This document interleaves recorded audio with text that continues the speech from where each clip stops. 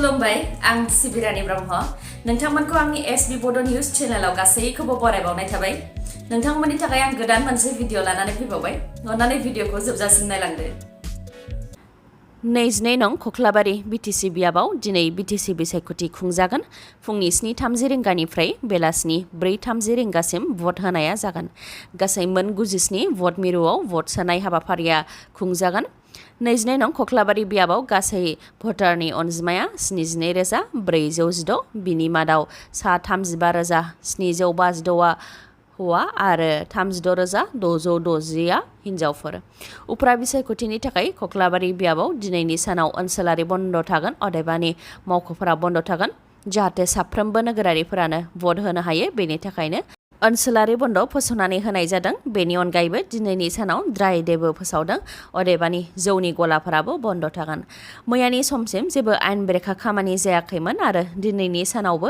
गोजोनैनो बिसायख'थि खुंलांनो हागोनखौ आसा खालामनो हायो होननानै बुंथिदों बिसायख'थिनि सासे बिबानगिरिया रायखांनो गोनांदि बिटिसिनि गाहाय प्रमद बर' बिथाङा गयबारि आरो खख्लाबारि मोननै बियाबाव बिटिसि बिसायख'थिखौ गेलेदोंमोन मोननैबो बियाबाव देरहाखांनायनि उनाव खख्लाबारि बियाबाव रिजाइन होदोंमोन प्रमद बर' बिथाङा बेनिखायनो दिनै खख्लाबारि बियाबाव उफ्रा बिसायख'थि खुंजागोन सानै उन्दै बर' लाइमोनफोरा गोमानानै दङ मुङा फारियै रैसुमुनि बसुमतारी 16 बोसोर बैसोनि आरो मरमि नार्जारी 13 निफ्राय 14 बोसोर बैसोनि गेजेराव सीसीटीवीआव नुनाय बायदिब्ला 15903 नंनि ट्रेन जाय डिब्रुगड़निफ्राय चंडीगढ़ थांनाय एक्सप्रेस बे ट्रेनाव सानैबो गाखोनानै थांदों फोरमायथिनाय बायदिब्ला बिथांमोनहा उदालगुरिनि 1 नं गरायमारि गामिनि थागिबि उदालगुरियाव थानाय एसप बोर्ड स्कुलाव फरायोमोन आरो आनजाद हैनो थांनायनि उननिफ्रायनो न'फारसे गिदिंबोफिनाखै गोमानाय जाथायखौ लानानै उदालगुरि आरो रङिया मोननै पुलिस थानायाव एफआईआर होनाय जादों आरो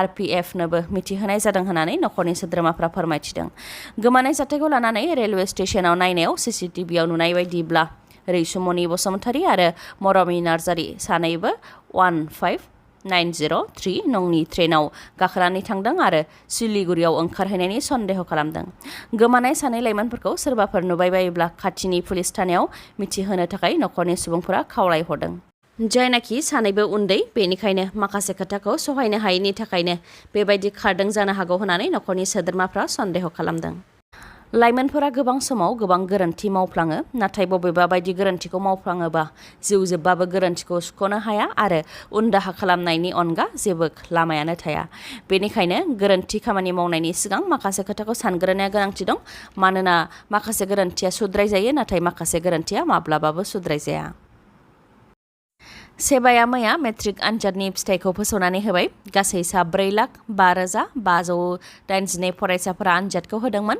बेनि मादाव सा 2,29,131 अदेबानि 56.49 जौखोन्दो फरायसाफोराल' उथ्रिसारनो हादों फ्राय खावसेफ्राम फरायसाफोरानो फेल जादों बुंब्लाबो गोरोन्थि जानाय नङा 4,05,582 आनजाद होनाय फरायसाफोरनि मादाव 65,176 फार्स्ट डिभिजन 99,854 सेकेन्ड डिभिजन आरो 64,101 थार्ड डिभिजनाव उथ्रिसारनो हादों गासै आसामनि मादाव धेमाजि जिल्लायावनो बयनिख्रुइबो बांसिन फरायसाफोरा उथ्रिसारनो हादों गासै 85.46 जौखोन्दो नैथियाव दङ डिमा हासाव 81.31 जौखोन्दो आरो थामथियाव दङ शिबसागर 81.17 जौखोन्दो उल्था फारसेथिं चिरां जिल्लायावनो बयनिख्रुइबो खमसिन 34.27 जौखोन्दो फरायसाफोराल' मेट्रिक आनजादखौ उथ्रिसारनो हादों बेनि उनाव हजाय गासै 37.29 जौखोन्दो फरायसाफोरा मेट्रिक आनजादखौ उथ्रिसारनो हादों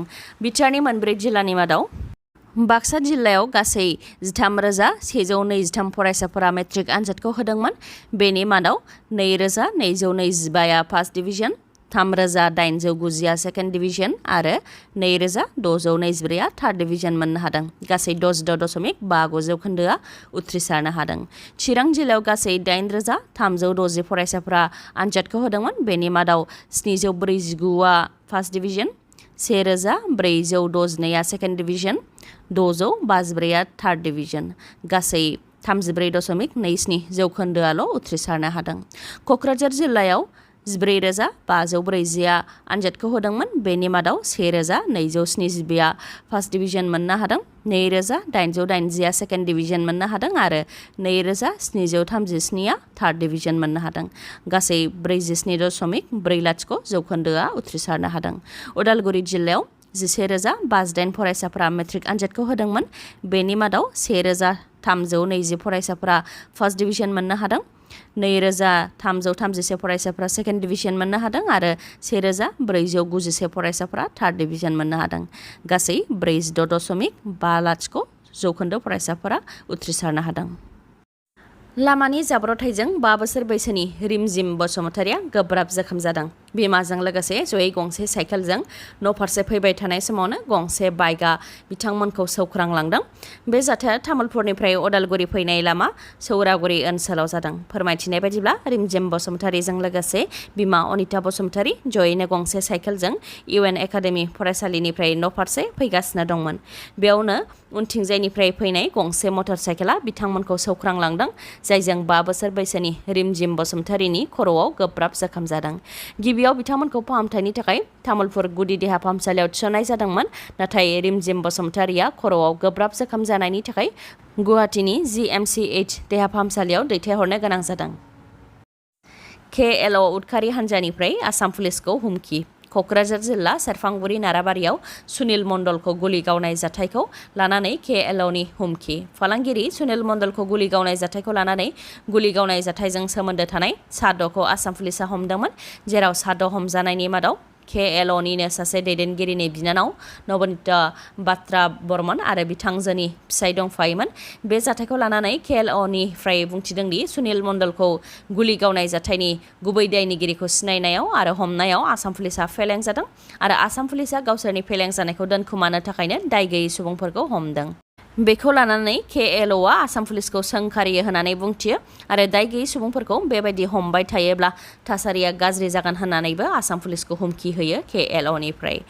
बेनिखायनो सुनिल मण्डलखौ गावनाय जाथायाव हमनाय साद' दाय गैयै सुबुंफोरखौ थाबैनो उदां खालामनानै होनांगौ होननानैबो आसाम सोरखारखौ खावलायहरो KLOनिफ्राय आरो दाय गैयै सुबुंफोरखौ बेबायदि हमनायनि हेंथायै कमतापुरनि रायजो राजाखौ सोमावसारनो थाखायबो बिथोन हरो KLOनिफ्राय। मैया सेबाया फोसावनानै होनाय मेट्रिक आनजादनि रिजाल्टआव नर्थ लखिमपुरनि सेन्ट मेरिज हाइ स्कुलनि फरायसा राक्तपाल साइकियायानो आसामनि मादाव बयनिख्रुइबो बांसिन नाम्बार मोननानै उथ्रिसारनो हादों। बिथाङा 600नि मादाव 597 अनजिमा मोननो हादों।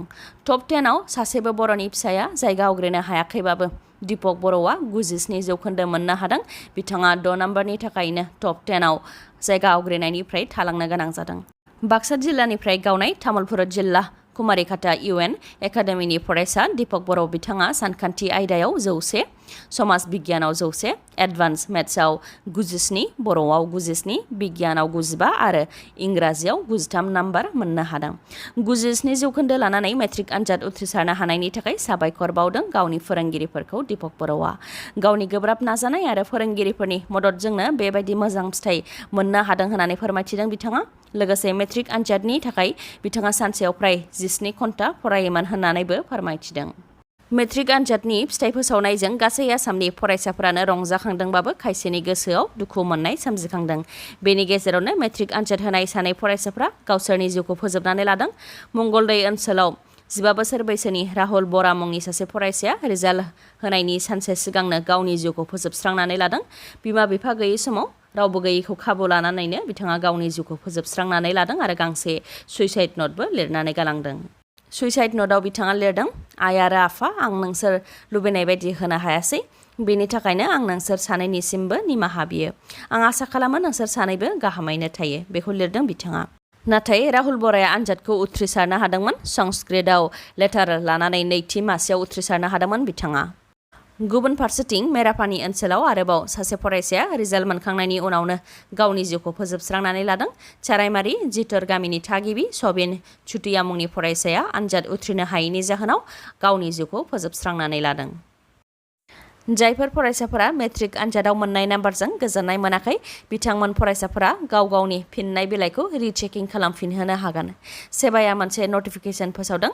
जाय बिजाथिफोरा गावसोरनि एन्सार स्क्रिप्टखौ रिचेकिं खालामनो गोसो आरो एन्सार स्क्रिप्टखौ रिचेकिं खालामनायजों लोगोसे फट'कपि मोननो हास्थायो बिथांमोनहा फैगौ 10 जुन 2022 मायथाइनि फुंनि 6 रिंगानिफ्राय 20 जुन 2022 मायथाइनि मोनाबिलि 5 रिंगासिम एप्लाइ खालामनो हागोन बेनि थाखाय sebaonline.org आव थांनानै apply for rechecking or photocopy with rechecking of answer स्क्रिप्टआव क्लिक खालामनो नांगोन नाथाय बेनि थाखाय थिखानाय फिस होनो नांगोन एन्सार स्क्रिप्टखौ नायफिनहोनायनि थाखाय मोनसे आयदायाव 350 रां आरो रिचेकिंजों लोगोसे एन्सार स्क्रिप्टनि फट'कपिनि थाखाय मोनसे आयदायाव 550 रां होनो नांगोन आरो रांखौ अनलाइन मडनि गेजेरजोंनो होनो नांगोन रिचेकिं खालामनायनि फिथाइखौ 20 जुननि उनाव 30 साननि गेजेरावनो नटिफिकेशननि गेजेरजों मिथिहोनाय जागोन होननानै सेबाया नटिफिकेशननि गेजेरजों फोसावदों